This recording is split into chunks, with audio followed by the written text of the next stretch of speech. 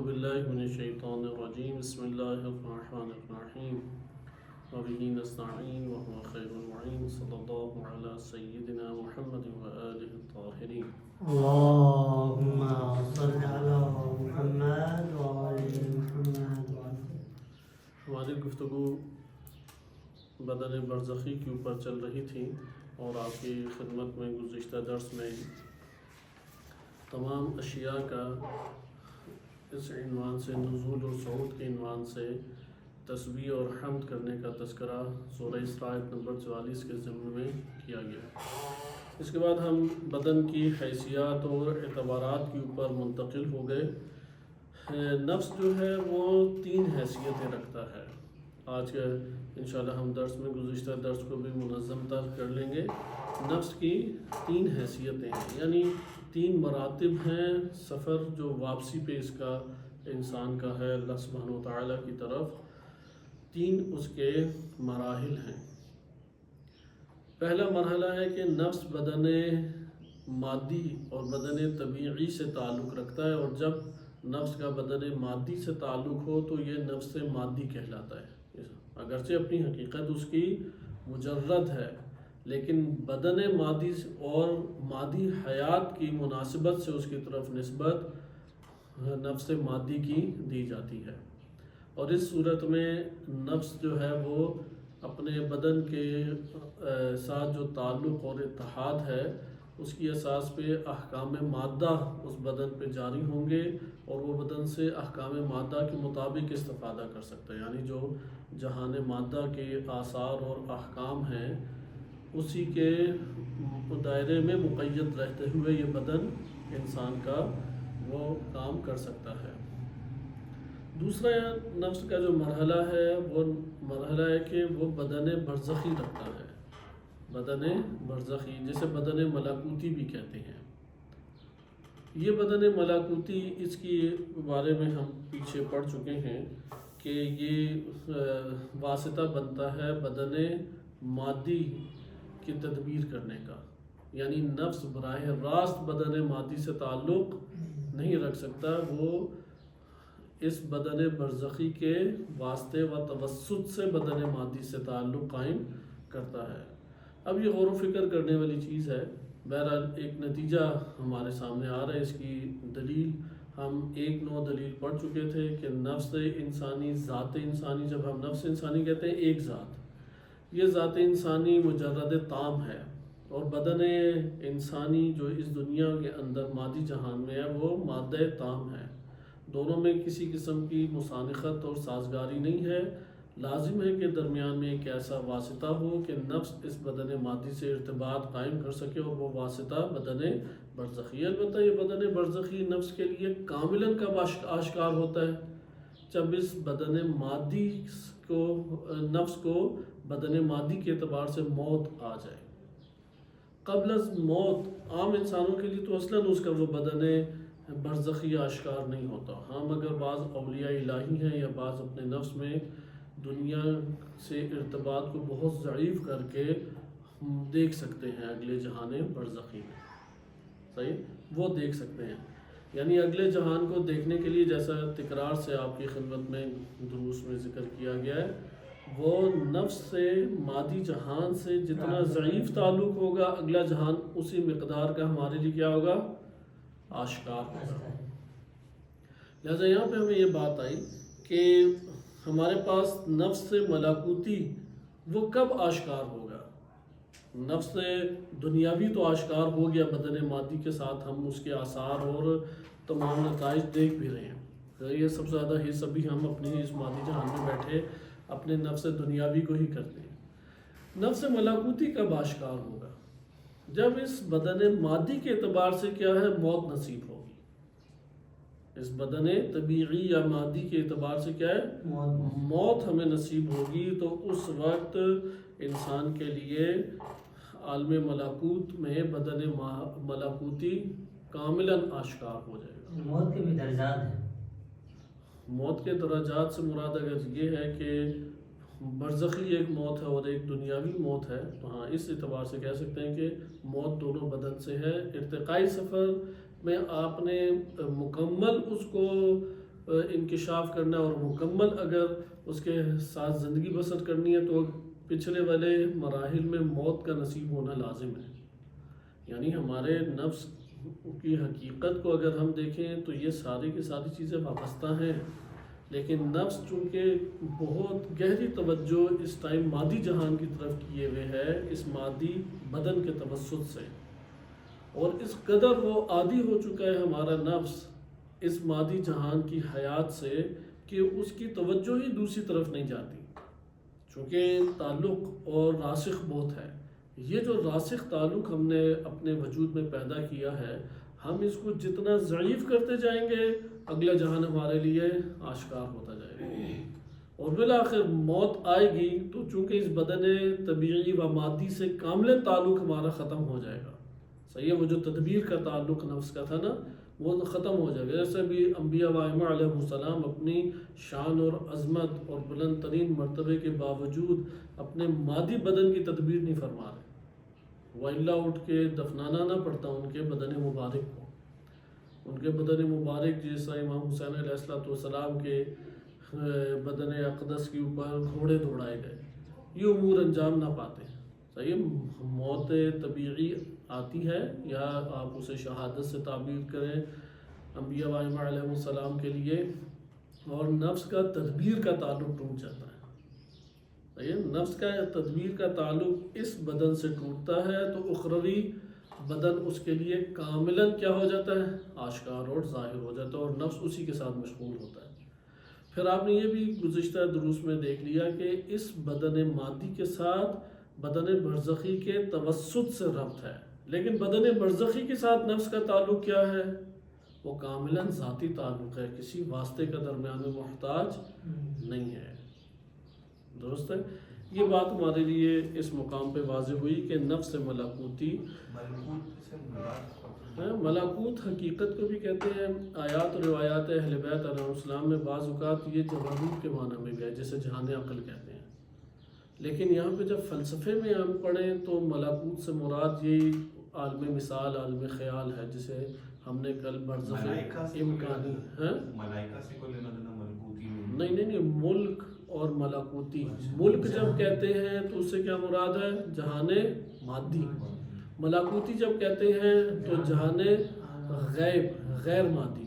البتہ میں نے پھر عرض کیا کہ آیات اور روایات میں ملکوت ہر جگہ عالم مثال کے معنی میں نہیں ہے، چونکہ وہاں پہ ملکوت اس عالم شہادت یا عالم مادہ کے مقابلے میں جو دونوں جہانوں کو شامل ہے. عالم برزخ اور عالم مثال اور عالم عقل یا عالم برزخ اور قیامت ہر دو کو شامل ہے. اس میں حقائق کو کہتے ہیں. ملکوت سے کیا مراد ہے، ایک شے کے حقائق. تو اس مادے کے ماوراء جو حقائق ہے اسے کہتے ہیں ملکوت. صحیح ہے کہ وَبِيَدِهِ مَلَكُوتُ كُلِّ شَيْءٍ، کہ اللہ سبحانہ وتعالیٰ کے دست قدرت میں ہر شے کی حقیقت اس کے دست قدرت میں ہے. نقطہ واضح ہوا یہ. لہٰذا ان اصطلاحات کو دقت سے یاد کریں. اصطلاحات کے اندر اصطلاحی علوم بند ہوتے ہیں. اصطلاح کا صحیح سمجھنا آنا یا اصطلاح میں خلط کر دینا اس علم کا صحیح سمجھنا آنے کا باعث بنتا ہے. لہٰذا یہ آپ نے اس جگہ پہ ملاحظہ کیا کہ نفس اپنی جگہ مجرد ہے مادی جہان سے. جب اس کا بدن کے ذریعے تعلق ہو تو یہ نفس دنیاوی کہلاتا ہے. جب اسے موت نصیب ہو جاتی ہے نفس کو اور اس کا تدبیر کا تعلق اپنے اس بدن مادی سے ٹوٹ جاتا ہے اور یہ بدن مادی اس کا غیر ہو جاتا ہے. یہ بدن مادی کیا ہو جائے گا پھر، ابھی اس کا غیر نہیں ہے، ابھی وہی نفس ہے، لیکن اس نفس کا سب سے نچلا ترین مرتبہ ہے، درجہ ہے. نفس کا سب سے پائن ترین نچلا ترین درجہ یہ بدن ہے. آخر بالآخر یہ ہمارے نفس کے ساتھ ہی اور ایک ایک ذرے سے ہمارے جسم کے نفس کا تعلق جڑا ہوا ہے، اگرچہ بدن برزخی کے توسط سے جڑا ہے جیسا کہ ہم سابقہ درس میں پڑھ چکے ہیں. صحیح، لیکن جب موت آئے گی تو یہ تعلق ٹوٹ جائے گا. کسی قسم کا تعلق رہتا یا نہیں رہتا، یہ معاد کی بحث میں ملا صدرہ رحمۃ اللہ علیہ نے ذکر کیا. ایک نوع تعلق قائم رہ سکتا ہے، لیکن وہ نوع تعلق تدبیر کا تعلق نہیں ہے، حیات کا تعلق نہیں ہے. صحیح ہے، چونکہ روح ایک طولانی عرصہ اس کے ساتھ زندگی بسر کرنے کی وجہ سے بہت مانوس ہوتی ہے انسان کی، اور یہ مانوسیت اس کے لیے شدید ترین فشار اور عذاب کا باعث بھی بنتی ہے۔ جتنا اس کے ساتھ تعلق ٹوٹ جائے اس دنیا میں، اتنا راحت سے ارواح جو ہیں وہ قبض ہو جاتی ہیں۔ البتہ تعلق کسی قسم کا رہتا ہے یا نہیں، یہ انشاءاللہ تعالیٰ کسی اور مورد میں پڑھیں گے، لیکن یہ بات مسلم ہے، حیات کا تعلق نہیں رہتا۔ موت جب بھی آئے گی تعلق حیات باقی نہیں ہے۔ نمبر 2، تعلق تدبیر نہیں رہتا۔ جب بھی موت آئے گی تو نفس کا تعلق کا تدبیر موت کے بعد جسم سے کیا ہو جائے گا؟ ٹوٹ جائے گا۔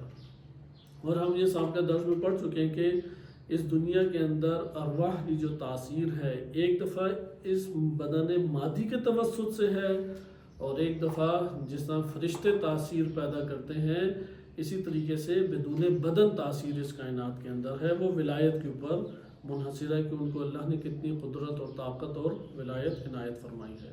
لہذا تاثیر گزار ہونا اس مادی جہان میں یہ ایک بحث الگ ہے، لیکن اس مادی بدن کے ذریعے سے تاثیر گزار ہونا یہ بحث الگ ہے۔ موت کے بعد اس مادی بدن کے توسط سے تاثیر گزاری نہیں ہے، یہ چونکہ حیات و تدبیر کا تعلق ٹوٹ گیا ہے۔ اس کے بغیر ہاں اب وہ ولایت کے اوپر منحصر ہے۔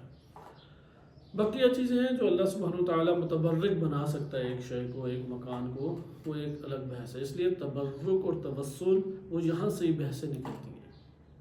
توسل یعنی جس طرح اس دنیا مادی کے اندر ہم ان کے بدن مادی کے توسل سے ان کی ذوات کی طرف متوجہ ہوتے اور وہ ہمارے ساتھ ایک نوع ارتباط پیدا کرتے تھے، آیا موت کے بعد بھی یہ ہو سکتا ہے یا نہیں؟ تو وہ بلا شک و شبہ ہو سکتا ہے، لیکن بدن مادی کے ذریعے وہ تدبیر نہیں کریں گے، بدن مادی کے ذریعے سے وہ ہمارے ساتھ روبرو نہیں ہوں گے، لیکن ان کی ذوات تو موجود ہیں کائنات کے اندر۔ تو یہاں سے ایک توسل و تبرک کا نظریہ آتا ہے، اور ایک اختلاف بھی جنم لیتا ہے کہ ذوات تاثیر گزار برزخ میں کام آئیں گے یہ جتنے توسل ہے، یہ جتنے صدقات ہیں، یہ نذورات وغیرہ ہیں، یہ عالم برزخ میں کام آئیں گے یا اس سے پہلے؟ نہیں، نذورات تبرکات وہ ساری کی ساری چیزیں ہیں کہ کارے دیکھیں ہم بحث کو دقیق انداز میں پڑھ رہے ہیں۔ اگر وہ کام جو ایک بندے نے انجام دیا ہے وہ خیر ہوگا تو اس کے لیے اثر گزار ہوگا برزخی بدن میں، اور اگر شر ہوگا تو وہ بدن برزخی میں شر کے اعتبار سے اثر گزار ہوگا۔ بہت سارے ایسے کام ہوتے ہیں جو حبط ہو جاتے ہیں، ضائع ہیں، ہم اسے خیر سمجھ رہے ہیں لیکن وہ پیچھے سے خیر نہیں ہے۔ قرآن کریم نے بھی اس کو ذکر کیا ہے کہ اکثر اعمال، سب سے زیادہ خسارہ اٹھانے والے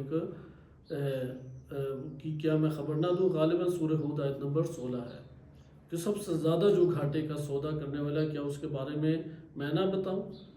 تو پھر عرض کیا کہ سب سے زیادہ گھاٹے کا سورہ ہود نہیں، کوئی اور سورہ ہے، سورہ ہود میں مطلب کچھ اور دوسرا ہے کہ جو شخص اس دنیا کے اندر چاہا اس نے زینت دنیا و حیات دنیا کو، تو اللہ تعالیٰ فرماتا ہے میں اس کے لیے کاملاً وفا کر دوں گا، وَلَيْسَ لَهُمْ فِي الْآخِرَةِ إِلَّا النَّارُ، اور آخرت میں ان کے لیے فقط اور فقط نار ہے۔ یہ سورہ ہود آیت نمبر 16 ہے۔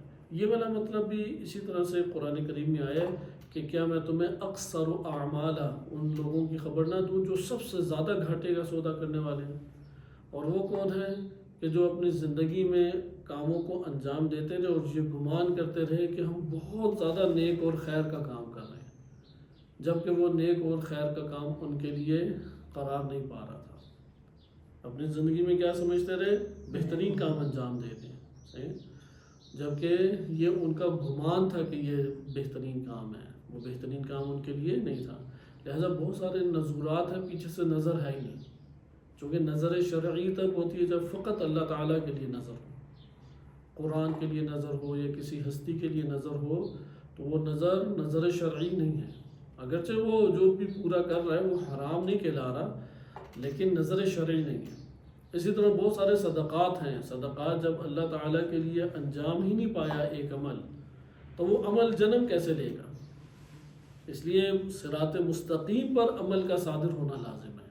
یہ اپنے پھر آگے کی شرائط ہیں جو دین ہمیں رہنمائی آگے کرتے ہیں. ہم اپنے ٹاپک کی طرف واپس آئیں کہ اس طرح آپ نے ملاحظہ کیا کہ نفس جو ہے وہ ملکوتی نفس کب ہمارے لیے ظاہر ہوگا، یعنی وہ بدن برزخی جو ہم اتنا تفصیلی ٹاپک پڑھ رہے ہیں ہمارے لیے کاملاً آشکار کب ہوگا؟ جب وہ ملکوتی موت آئے گا، جب انسان کو اس بدن کو موت آئے گی. یعنی بدن کو جب ملکوتی موت آئے تو وہ جہاں بدن کو ملکوتی موت کیسے آنی ہے؟ موت ملکوتی نہیں ہے. نہیں، اس جہان کے مطابق موت جو ہے نا، نہیں اس بدن کو موت آنی ہے نا. بدن کو موت آئے گی. دیکھیں موت جو ہے نا سب سے پہلے اس بدن کو آئے گی. جب اس بدن کو موت آئے گی تو اس کے لیے اس کا بدن برزخی کاملاً آشکار ہو جائے گا. یہ اصل مطلب ہے. واضح ہے بات. اگر بدن برزخی کے اعتبار سے ہم کہیں کہ کوئی موت وغیرہ آ سکتی ہے تو اس کے لیے اخروی بدن آشکار ہوگا. ادھر بھی کوئی موت ہے. موت کا ہم ٹاپک پڑھیں گے. بعض آیات اس طرف ہماری رہنمائی و نشاندہی کرتی ہیں کہ 2 موت ہیں اور 2 حیات ہیں. صحیح ہے.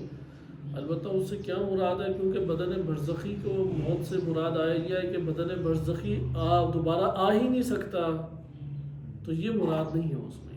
چونکہ بدن برزخی جدا کبھی بھی نہیں ہوتا، اس سے آپ بالا زندگی بسر کر سکتے ہیں. مثلا یہ بدن اللہ تعالیٰ نے ہمیں عطا کیا لیکن ہم عقلی دنیا میں زیادہ مصروف رہتے ہیں. صحیح، یہ ہو سکتا ہے. لیکن بدن مادی کے ساتھ نہیں آگے جی سکتے، بدن برزخی کے ساتھ رہا جا سکتا ہے. اب یہ بھی آگے کی بحثوں میں آ رہا ٹاپک بدن برزخی کا. یہ پہلو ہمارے پاس آ رہا ہے کہ بدن برزخی جو ہے اس کے موت سے یہ مراد نہیں ہے کہ وہ بدن برزخی ہمارے لیے رہا ہی نہیں ہے. صحیح ہے. اس سے مقصود ان کا یہ ہے کہ وہ پھر عالم عقل میں عقل فعال کی صورت میں زندگی بسر کرتا ہے، یعنی اس نے اپنے مرحلے کو بالا پہنچا دیا ہے. خوب یہ نقطہ مہم ہے. وہ کیا ہے کہ طبیعی موت آئے گی تو بدن برزخی کاملاً آشکار ہوگا. اگر طبیعی موت نہیں آتی تو بدن برزخی آشکار نہیں ہوتا. قرآن کریم میں جو شہادت کے عنوان سے یا آیات کریمہ کے علاوہ اہل بیت علیہ السلام کی احادیث میں شہادت کے عنوان سے جو ثمرات آئے ہیں وہ سارے برزخی بدن کے اوپر دلالت کرتے ہیں. بل احیاء عند ربهم یرزقون. یرزقون کہاں، کون سا بدن رزق پا رہا ہے؟ بدن برزخی کی طرف یہ اشارہ ہے. صحیح ہے. یا صبح و شام انہیں عذاب دیا جاتا ہے. تو ایک زمان کا مشابہ اس جگہ پہ موجود ہے اگرچہ زمان خود نہیں ہے. صحیح ہے. صبح و شام کا احساس انسان کو ہوگا. وہ عذاب جن کافرین کو یا منافقین کو دیا جا رہا ہے وہ کون ہے کہ جو بدن برزخی رکھتے ہیں. تو یہ ہمارے پاس نقطہ واضح ہو گیا کہ عالم ملکوت کو ظاہر اور آشکار کاملاً اس وقت تک نہیں ہو سکتا کہ جب تک وہ بدن ملکوتی کے ساتھ کاملاً تعلق پیدا نہ کرے اور بدن طبیعی سے منزہ ہو جائے. بدن طبیعی سے کیا ہو جائے؟ منزہ. ایک عرفا میں نظریہ پایا جاتا ہے، حتیٰ کہ مدرسہ تفکیک بھی اس نظریے کو قبول کرتے ہیں. مدرسہ تفکیک چونکہ فلسفہ عرفان کے مخالف ایک تفکر ہے، جمن حجتیہ وغیرہ، وہ بھی اس تفکر کو قبول کرتے ہیں اور وہ ہے اختیاری موت. اب اختیاری موت کیا ہے؟ اختیاری موت یہی ہے کہ بدن طبیعی سے ایک نوع تعلق ٹوٹ گیا. جب تعلق ٹوٹ گیا تو اب ان کے لیے اگلے جہان ان کے لیے آشکار ہو سکتا ہے. یعنی اتنا انہوں نے اپنے نفس کے اوپر کام کیا، اتنا اپنے نفس پہ کام کیا کہ اختیاری موت وہ حاصل کرتے ہیں. ایک تو طبیعی موت ہے نا کہ جس کے بعد روح نہیں لوٹتی، ایک ہے اختیاری موت. تو اگلا جہان اس شرط کے اوپر آشکار ہوتا ہے ہمارے لیے کہ اس بدن طبیعی سے ہم منزہ ہو جائیں. بالفاظ دیگر ہر شخص کے لیے، وہ چونکہ اختیاری موت تو خواص کے لیے ہے نا، خاص جنہوں نے اپنے آپ کو ایک درجے تک پہنچایا. عام افراد ہم جیسوں کے لیے کب یہ بدن برزخی آشکار ہوگا؟ جب ہمیں طبیعی موت نصیب ہوگی، اس بدن سے تعلق ہمارا ٹوٹے گا اور اگلا بدن ملکوتی ہمارے لیے تب آشکار ہو جائے گا. تیسرا نفس جبروتی. نفس جبروتی سے مراد وہی نوری عقلی ہے. صحیح ہے کہ نفس جب نفس مجرد تھا پھر وہی مجرد تام نا واپسی کے سفر پہ. اچھا تو پہلا تیسرا آپ بتا رہے تھے. ہاں یہ تیسرا ہو گیا نا. پہلا نفس دنیاوی ہو گیا, دوسرا نفس ملاکوتی یا برزخی یا اخروی بھی کہہ سکتے ہیں, اور تیسرا نفس جبروتی یا نفس عقلی بھی کہہ سکتے ہیں. یہ تب ہمارے پاس ہوتا ہے, نفس آشکار ہوتا ہے کہ جب وہ مادے سے ذاتاً و فعلاً کاملاً منزہ ہو جائے. صحیح ہے, یعنی وہ بدن طبیعی کے ساتھ بدن ملاکوتی اس کے ساتھ بھی اب اپنی حاجت و ضرورت کو ختم کر دے, جسے آپ موت کہہ سکتے ہیں. اور اس صورت میں وہ عقل فعال بن جائے گا.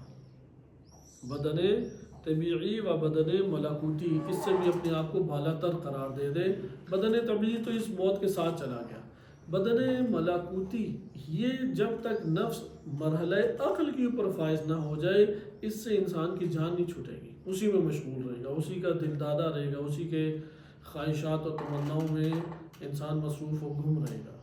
صحیح ہے, بدن ملاکوتی ہر مرتبہ پچھلے مرتبے کے بدن سے تعلق ضعیف کرنے یا منزہ کاملاً منزہ کرنے تو اب بالا مرتبے کے اوپر ہم جی رہے ہیں. بعض اوقات کاملاً منزہ نہیں ہوتا, اتنی مقدار ہمارے لیے پھر اگلے جہان کی عیاں ہوتی ہے. واضح یہ بات. لہذا بدن جبروتی سے کیا مراد ہے, وہ ہر دو بدن سے منزہ ہو جائے, ہر دو بدن سے کاملاً. اسی کو موت سے تعبیر کرتے ہیں. موت آ کے ہمیں منزہ کر دیتی ہے اس بدن سے. ہاں یہ آپ کہہ سکتے ہیں کہ جیسا کہ ابھی میں عرض کر رہا تھا کہ اگر بدن ملاکوتی سے انسان کو موت آ جائے اور وہ اس سے جدا ہو جائے گا تو وہ چونکہ اس کی ذات کا حصہ تھا, لیکن بدن ملاکوتی سے بھی منزہ ہونے کا کیا ہے کہ اب وہ اس سے اپنے آپ کو ارتقا دے چکا ہے, اپنے آپ کو بلند کر چکا ہے. اب اس بدن کا محتاج نہیں رہا, بلکہ اب کس بدن کا محتاج ہے, بدن عقلی کا. اب اس نے کس مرحلے کو اختیار کر لیا ہے, بدن عقلی. ادھر ایک اور مطلب بھی ہمارے پاس آتے ہیں, کیا یہ ابدان آپس میں جم ہو سکتے ہیں؟ کہ یہ ابدان آپس میں جم ہو سکتے ہیں کہ بدن مادی بھی باقی رہے اور بدن ملاکوتی بھی حاصل ہو جائے اور دونوں کے ساتھ زندگی بسر کرے؟ تو یہ قابل جم قطعاً نہیں ہے.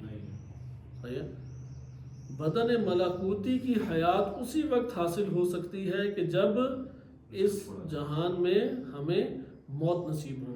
اس کو سمجھانے کے لیے مثال اس طرح دی جا سکتی ہے کہ اگرچہ بچہ اس مادی دنیا میں ہے, لیکن حیات کہاں سے لے رہا ہے؟ شکم مادر کے اندر.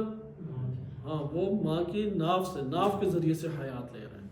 لہٰذا آپ کہیں گے جب تک اس شکم مادر کے جہان میں موت نصیب نہیں ہوگی, یہ مادی جہان کی اسے زندگی نصیب نہیں ہوگی. اسی طرح سے بدن برزخی کاملاً نہ آشکار اس کے لیے ہوگا, نہ برزخی حیات اس کے لیے آشکار ہوگی, جب تک ادھر ناف نہ کٹ جائے.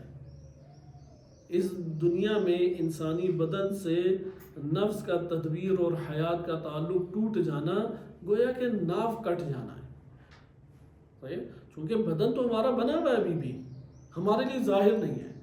بدن برزخی بنا ہوا ہے, وَإِلَّا یہ تدبیر کیسے ہو رہی ہوتی؟ بدن برزخی فعلی بھی بنا ہوا ہے ہمارے لیے, لیکن ابھی فعلیت کے مراحل اور بھی طے کر رہے ہو, لیکن اس کی حیات ہمیں حاصل نہیں ہے. حیات کب حاصل ہوگی؟ جب اس بدن مادی سے کاملاً ارتباط ختم ہوگا, جسے کہتے ہیں تنزہ. یعنی کہ کاملاً ارتباط سے کیا مراد ہے؟ تدبیر اور حیات کا. کون سا تعلق ٹوٹنا لازم ہے؟ حیات کا. اسے موت کہتے ہیں, اسے موت کہتے ہیں. حیات ہو تو پھر تدبیر ہو سکتی, جب حیات ہی نہیں ہے تو پھر تدبیر بھی نہیں ہو سکتی. اسی طرح بدن اخروی, بدن عقلی ہمیں کب نصیب ہوگا؟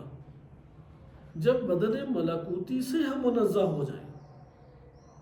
صحیح ہے, جب بدن یہ اگر ہم بات اس کے اوپر ابھی تفصیلی بحث کریں گے, یہ صرف میں اشارتاً آپ کی خدمت میں نقطہ عرض کر رہا ہوں.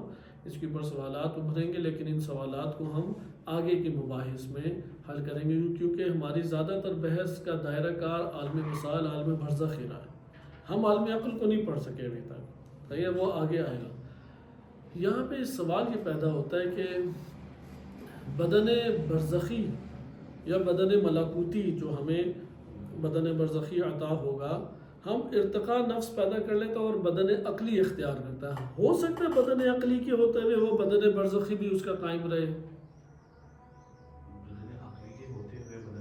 برزخی دونوں میں جم نہیں ہے، دونوں میں جی ہاں جم نہیں. اس کا ایک اور مطلب جو بدن عقلی کے مرتبے تک نہیں پہنچ سکے پھر وہ پھر ان کی ہمیشہ کی جنت و جہنم کے مرحلہ آئے گا، آخرت کا حساب کتاب بھی.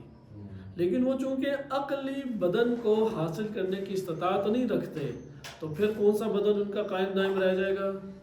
بدن برزخی. اب یہ ان بحثوں سے ترتیب سے ہمارے سامنے یہ مطلب آتا ہے. مثلا ابھی موت ہمیں میسر آئے گی تو حساب کتاب ہمارا کہاں پہ ہوگا؟ برزخ میں. برزخ میں جب موت آئے گی تو ہمارا حساب کتاب کہاں پہ ہوگا؟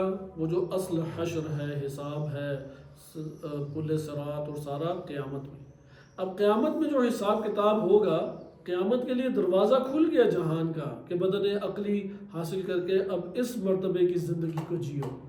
لیکن وہ جو اپنے اعمال لے کے آیا ہے اور اپنے نفس کو جو اس نے ارتقاء دیا تھا وہ تو بدن عقلی کو حاصل کرنے کی نہیں استطاعت پیدا کر پایا. تو اس جگہ پہ کیا ہوگا؟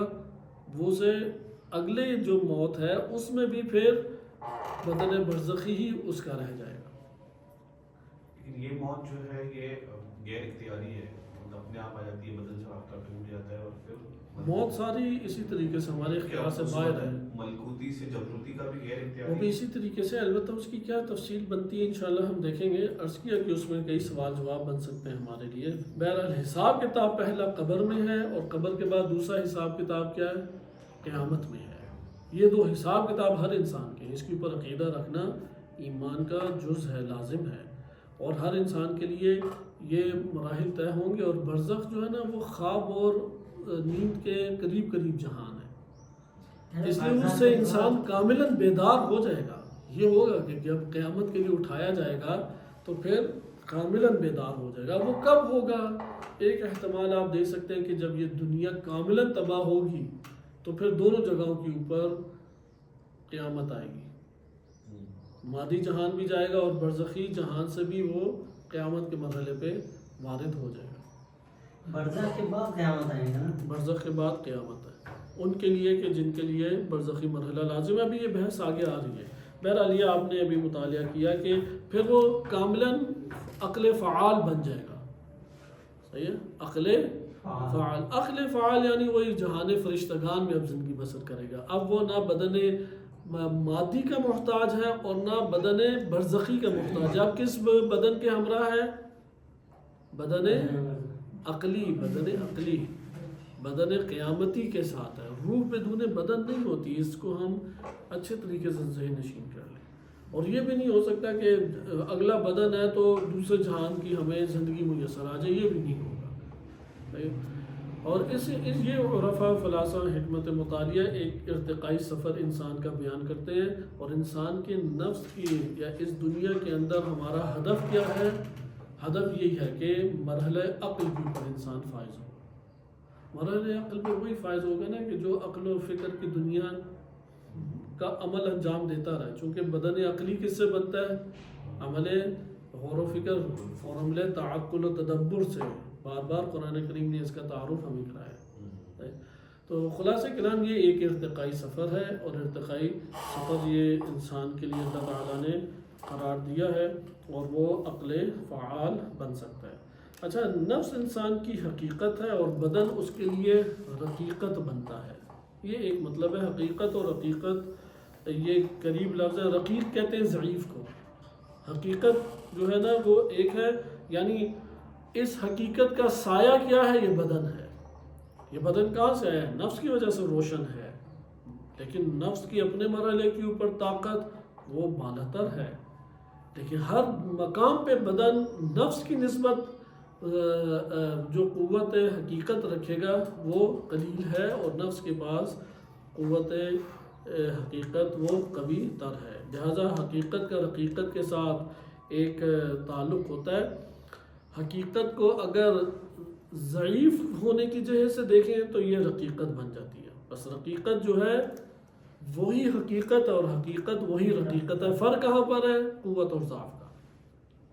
اگر رقیقت کو قوی کر دیں تو پھر کیا ہمارے سامنے اجاگر ہو جاتی ہے حقیقت. انسانی نفس حقیقت رکھتا ہے، اور اگر یہی حقیقت مراحل طے کرنے کی وجہ سے ضعیف ہو جائے تو یہ رقیقت کہلاتی ہے. اس لیے نفس کے تمام امور وہ ذاتی امور ہیں، شؤن ذاتی اسے کہتے ہیں. مقام طب میں، مقام طب یعنی مقام یہ طبیعیت، اس مقام میں نفس مدبر ہے، اور مقام عقل ہے، اور پھر ایک مقام فانی اس سے بالاتر اور مقام باقی ہے. بالفاظ دیگر آپ یہ کہہ لیں کہ نفس جو ہے اس کے کئی امور ہیں جو انسانی ذات انجام دے سکتی ہے. ابھی میرا اور آپ کا نفس کیا انجام دے رہا ہے؟ اس بدن کی تدبیر کرتا ہے، اس بدن کے ساتھ حیات بسر کر رہا ہے. واضح یہ بات. اسے کہتے ہیں کہ نفس کا مدبریت کا تعلق روح کو اسی جہت سے، روح جب بھی بدن کی تدبیر کرے نفس کہلاتی ہے. روح جب بھی بدن کی تدبیر کرے تو کیا کہلاتی ہے؟ نفس کہلاتی ہے. نمبر 2، یہی نفس ایک مقام پیدا کر لیتا ہے. اب اس کو جب بدن کی تدبیر کرے اسے کہتے ہیں مقام طبع. اس کو کیا کہیں گے؟ مقام طبع، یا مقام مادی بھی کہہ سکتے ہیں، مقام طبیعی. دوسرا ہے مقام عقلی. ابھی آپ نے ایسے پڑھا کہ وہاں پہ وہ اپنے مرتبے کو اتنا بالا پہنچ جاتا ہے کہ وہ اب نہ بدن طبیعی کا محتاج ہے نہ بدن برزخی کا محتاج ہے، بلکہ کون سا بدن حاصل کرتا ہے؟ بدن کون سا بدن؟ اخروی ہے، لیکن کیا ہم اصطلاحی نام دے سکتے ہیں؟ جبروتی کہہ سکتے ہیں، اور عقلی. مہم ترین یہ 2 لفظ ہیں جو فلسفی اصطلاحات ہیں نا. ایک دفعہ تو قرآنی اصطلاحات ہیں. قرآنی اصطلاحات کو ہم اس کے اوپر نہیں کر سکتے. قرآنی اصطلاحات جدا ہیں. مثلا اگر ادھر جبروت آپ پڑھتے ہیں جیسے دعائے کمیل میں ہے، یا آپ پڑھتے ہیں عقل پڑھتے ہیں قرآن کریم میں یا روایات میں، تو ضروری نہیں ہے یہ والی عقلی اصطلاح ہو. صحیح ہے. اس لیے فلسفی اصطلاحات ہیں. فلسفی اصطلاحات فلسفے کے دائرے میں کارآمد ہے. ممکن ہے ہم فلسفے میں جسے اصطلاح کا معنی لے رہے ہیں وہ معنی بعض آیات روایات میں پایا جائے، بعض میں نہ پایا جائے، لفظوں استعمال ہو نہ پایا جائے. جیسے عقل ہے، فلسفے میں عقل کسے کہتے ہیں؟ اگر کون سا مرتبہ؟ عالم عقل کو اگر عوالم کے دائرے میں کہیں تو عالم عقل میں کیا ہے؟ اس میں مجرد مادے مجرد اور صورت دونوں سے مجرد تام. ہاں، عقل اور عقول فرشتے کو کہتے ہیں فلسفے میں. قوت عقل آ جائے تو پھر جو مفاہیم کا ادراک انسانی نفس میں کرتی ہے. قوت عقل اگر آئے تو اس سے کیا مراد ہوتا ہے؟ وہ قوت جس کے ذریعے سے انسانی نفس کلی مفاہیم کا ادراک کرتا ہے. لیکن جب قوت عقل لفظ نہیں آیا، عوالم کے ذیل میں آیا، تو اس سے عالم عقل مراد ہے یا عقول اور عقل کہہ کے فرشتے مراد ہے. فرشتوں کو فلسفے میں کیا کہتے ہیں؟ عقل. یہاں پہ بھی انسانی نفس جو عقل فعال بنتا ہے وہ مرحلے فرشتے پہ پہنچ گیا. کس کے اوپر پہنچ گیا؟ مقام ملک پر. لیکن مقام انسانی تو اس سے بلند نہیں تھا. اس لیے یہاں پہ 2 مقام اور بھی ہیں. ایک ہے مقام فنا فی اللہ، اور اس کے بعد ہے بعض اوقات فنا فی اللہ کا مقام ہوتا ہے لیکن اس پہ بقا نہیں رہتی.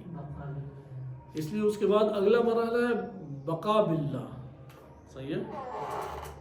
نفس کا پھر اللہ سبحانہ و تعالیٰ کے ساتھ باقی رہنا، یہ سب سے آخری مرحلہ ہے. ذات خدا میں ضم ہو جانا. فنا بعد میں ہم پڑھیں گے. فنا سے مراد جو ہے نا کیا لیا جاتا ہے؟ اس میں عینیت بھی ہے اور جدائی بھی ہے. یہ نہیں ہے کوئی اللہ تعالیٰ نہیں بن سکتا نعوذ باللہ، لیکن اللہ تعالیٰ سے جدا بھی نہیں ہو سکتا. فنا فی اللہ ایک مرتبہ ہے نا اسی طرح بلندی کا. مقام عقل کے بعد کون سا مرتبہ آتا ہے؟ فنا فی اللہ. فنا فی اللہ کے بعد کون سا مرتبہ آتا ہے؟ بقا بعد الفنا. فنا کے بعد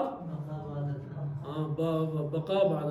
ہم یہ کہہ سکتے ہیں کہ یہ مراتب انبیاء و ائمہ علیہم السلام کے لیے، یا جو ان کے خطوط پہ چلتے ہوئے کسی منزل و مقام تک پہنچ سکے.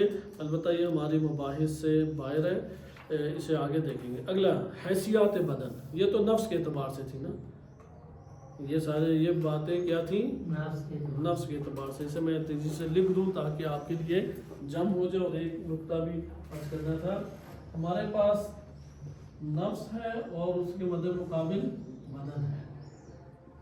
نفس کو اگر بدن مادی کے ساتھ تعلق کی اساس میں دیکھیں تو ادھر نفس کیا کہلاتا ہے؟ نفس دنیاوی. اگر بعد از موت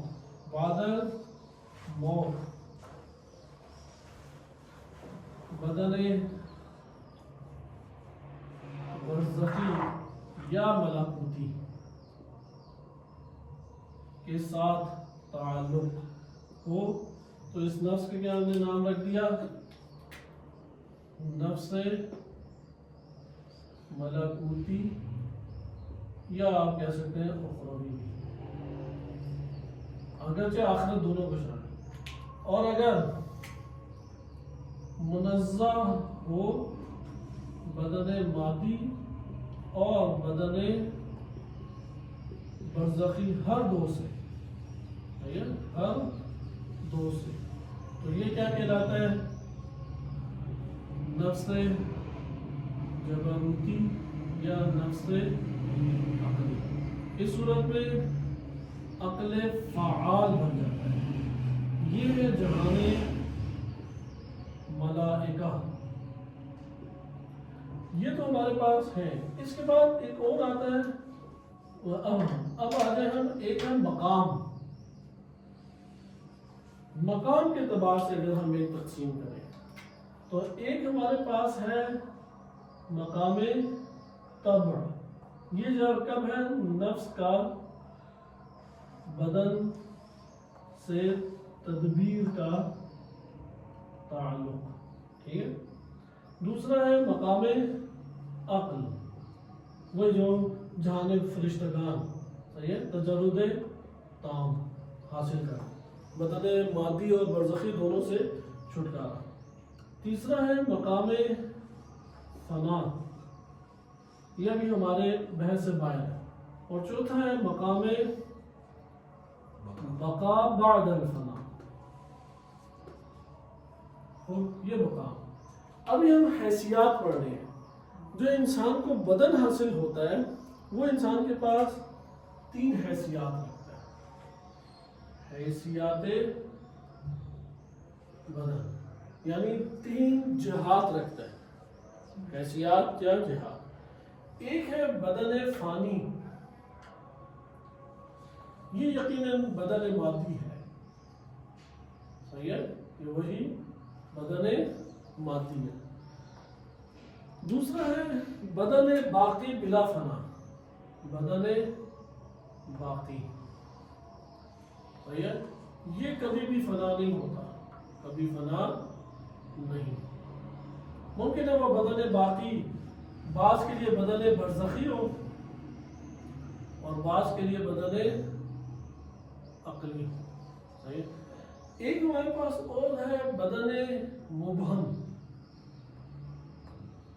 یہ انشاءاللہ تعالی ہم کل پڑھیں گے. یہ اس دنیا کے اعتبار سے ہمارے لیے ایک حیثیت بدن کی آتی ہے. اس دنیا میں اس بدن کی حیثیت ایسی ہے کہ یہ بدن جو ابھی آپ شیشے میں دیکھتے ہیں اور آپ کو نظر آتا ہے، یہ قرار نہیں ہے، یہ ہر سیکنڈ کے بعد تبدیل ہو رہا ہے، صحیح ہے. ہر زمان جو سورج چاند اور زمین کی حرکت، اس کی وجہ سے جو حرکت برپا ہو رہی ہے، وہ حرکت ہم کو اثر انداز ہمارے جسم پہ ہو رہی ہے اور اس کو نشوونما دے کے گسیدگی کی طرف، صحیح ہے، اختتام کی طرف لے کے آ رہی ہے. تو آپ اس میں کون سے جسم کو کہیں گے کہ یہ میرا جسم ہے، یہ میرا بدن ہے؟ کون سے بدن کو کہیں گے؟ ایک ابہام رہ جاتا ہے. برزخی بدن آ کے ابہام کی دنیا سے نکال دیتا ہے، کہتا ہے یہ انسان کو عطا ہونے والا بدن ہے. اس کو ہم دیکھیں گے. یہاں پہ ایک اور اہم چیز جو ہمیں اس گفتگو میں جتنی ہم نے کی ہے ہمارے لیے ممد اور معاون ثابت ہو سکتی ہے. وہ جہان کا ایک عرفانی آپ کے سامنے اصطلاحات کا ایک تعارف ہے. یہ تعارف آپ کو یہ والے مباحث کو سمجھانے میں کامیابی سے ہمکنار کرے گا انشاءاللہ. صحیح ہے. عرفاء کے مطابق اور حکمت مطالعہ اس کی تائید کرتی ہے، ایک ہے انسان کبیر اور ایک ہے انسان صغیر. صحیح ہے.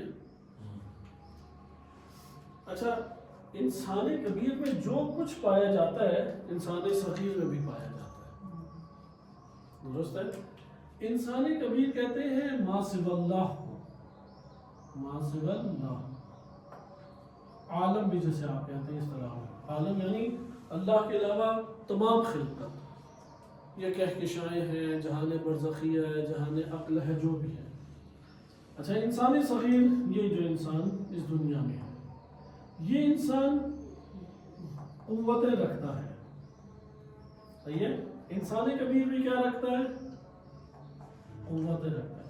انسان کبیر کی قوتوں کو کہتے ہیں ملائکہ، فرشتے.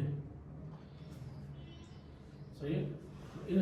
ادھر بھی انسان کے لیے روح ضروری ہے، ادھر اللہ سبحانہ وتعالی اس کی تدبیر فرما رہا ہے.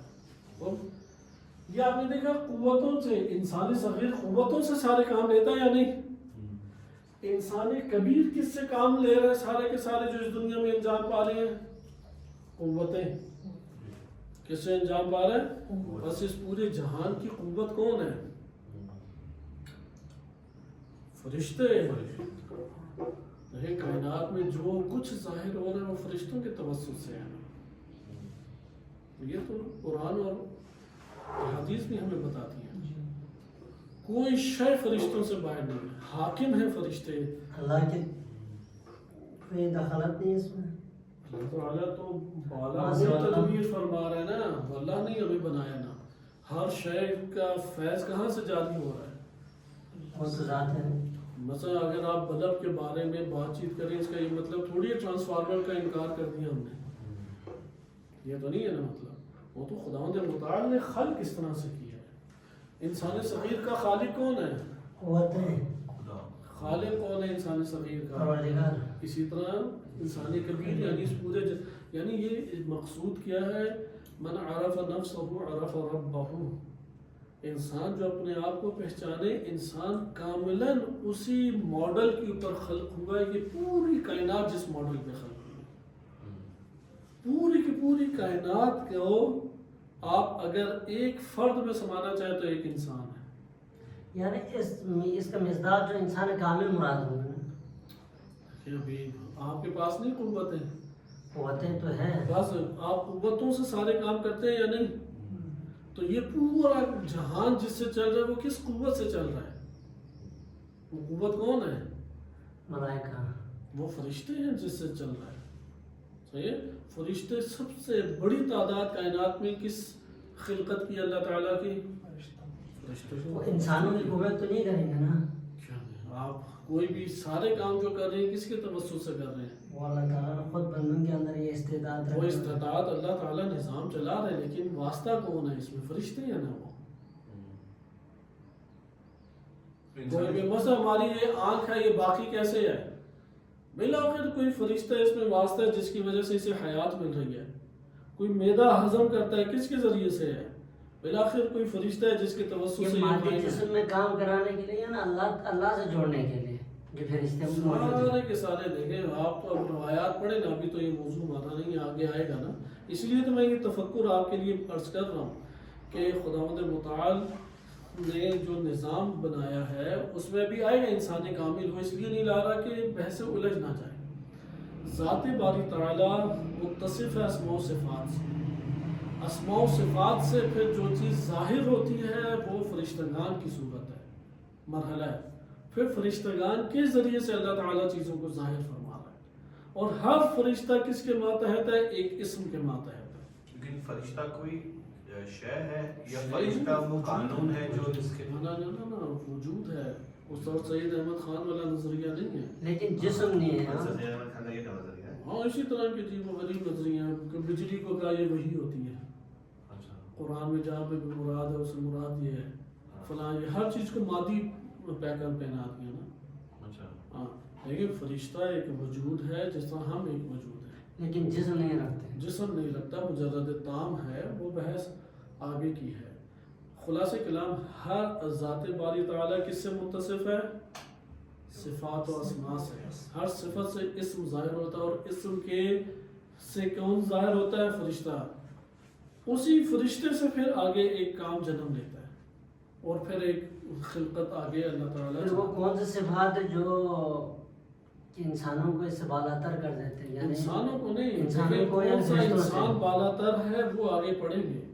یہ وہ انسان عام لوگ نہیں ہیں. بہرحال سارے فرشتے دیکھیں، فرشتوں کی بھی مراتب ہیں، اقسام ہیں. سرداران فرشتہ سے ہم لوگ بالاتر نہیں ہو سکتے. وہ انبیاء وائمہ علیہ السلام ہیں، بالخصوص چہاردہ معصومین علیہ السلام، ان کا مرتبہ جو ہے نا وہ ہم الگ پڑھیں گے. اس لیے اسے نہیں ابھی لے کے آ رہے کہ مثلا میں صرف ایک اشارہ کر دیتا ہوں.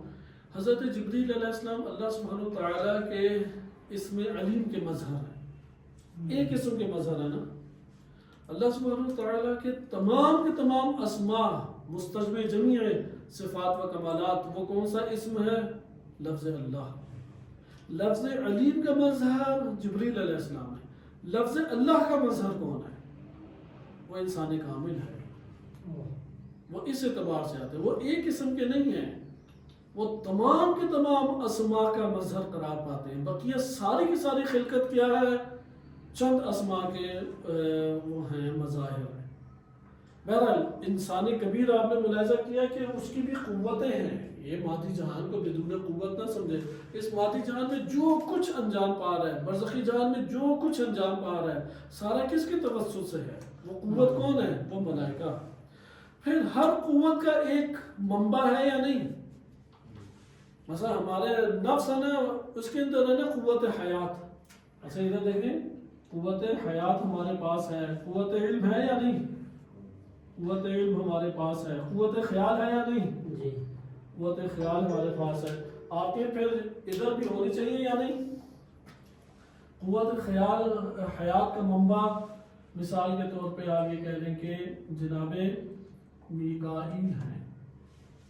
قوت علم کا منبع جناب اسرافیل. جبریل علیہ السلام ہے. قوت خیال کا منبع جناب اسرافیل علیہ السلام ہے.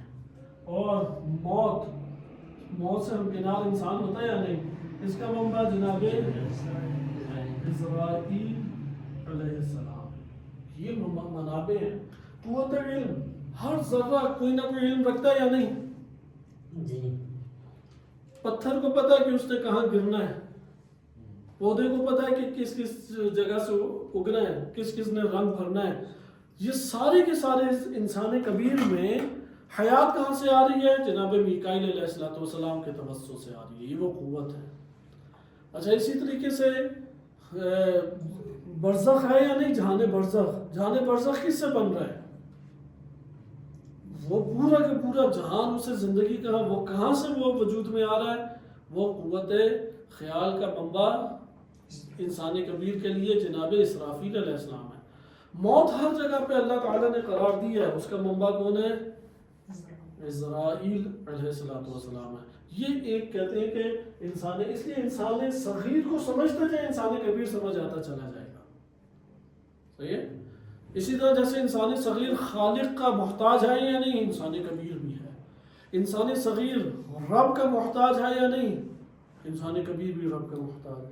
انسان صغیر ہم لوگوں کو ہر ٹائم ہر لحظہ اللہ سبحانہ و تعالیٰ کی طرف سے حیات ہے، خداوند متعال کی طرف سے رحمت ہے، کرم ہے، اس کا لطف ہے. یہ ساری عنایات چاہیے یا نہیں؟ انسان کبیر کو بھی چاہیے. اس لیے انسان کبیر کو کس کے توسط سے مل رہی ہیں؟ انہی فرشتوں کے. اور اس انسان کبیر کا ایک ماڈل انسان صغیر ہے، اسے بھی انہی فرشتوں کے ذریعے سے مل رہی ہے. یہ عرفا نے ایک جہان کا جو مکاشفات کے ذریعے آیات و روایات سے استدلال کر کے جس کے اندر قوت حیات ہو، مثلا یہ اس کے اندر دیگر قوتیں نہیں ہوں گی کیا ملائکہ میں؟